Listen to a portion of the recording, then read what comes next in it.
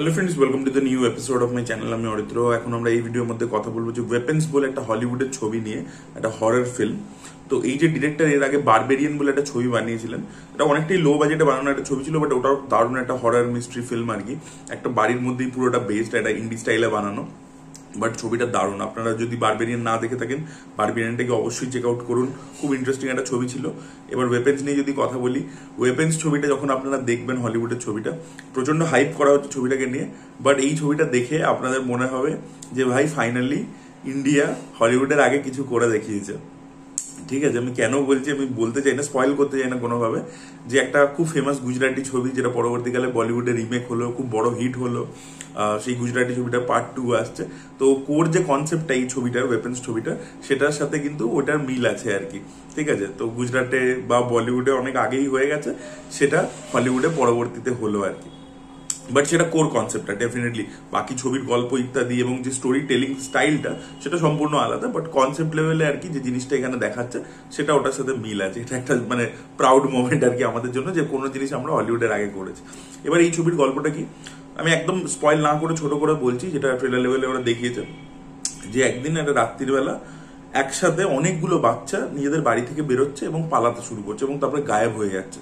ঠিক আছে, এবার বিভিন্ন বাড়ির ওখানে তো বাইরে সিসিটিভি লাগানো আছে, তো সেখান থেকে ফুটেজ পাওয়া গেছে, বাট অদ্ভুতভাবে বাচ্চাগুলো ছুটে পালিয়েছে এবং তারপরে তাদের কোনো ট্রেস পাওয়া যায়নি। এবার ইনভেস্টিগেশন হচ্ছে, একটা ক্লাস টিচার রয়েছে, তার উপর সন্দেহ গেছে। ঠিক আছে, তো এবার আমরা দেখতে পাচ্ছি যে ক্লাস টিচারটা খোঁজ লাগাবার চেষ্টা করছে। আচ্ছা, যতগুলো এই যে ক্লাসটার যতগুলো বাচ্চা পালিয়ে গেছে, খালি একটা বাচ্চা ঠিক আছে, সে পালায়নি। ঠিক আছে, সে ওরকম বেরিয়ে কোথাও গায়েব হয়ে যায়নি। তো ক্লাস টিচারটা বাচ্চাটাকে ফলো করছে যে জানবার জন্য, তার ওই বাচ্চাটার উপর সন্দেহ রয়েছে।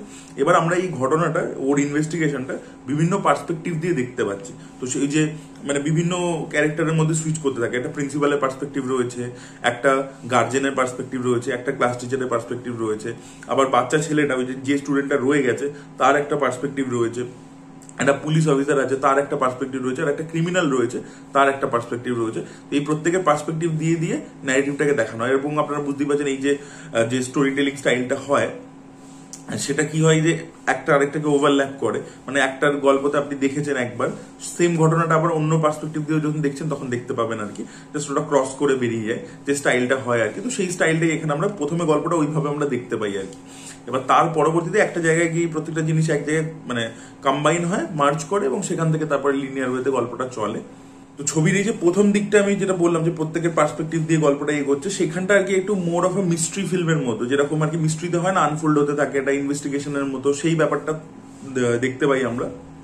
এবার আমার মনে হয় কি যে পার্সপেক্টিভে একটু নতুন নতুন রিভিলেশন বেশি করে দিতে পারতো, সেটা একটু কম আছে।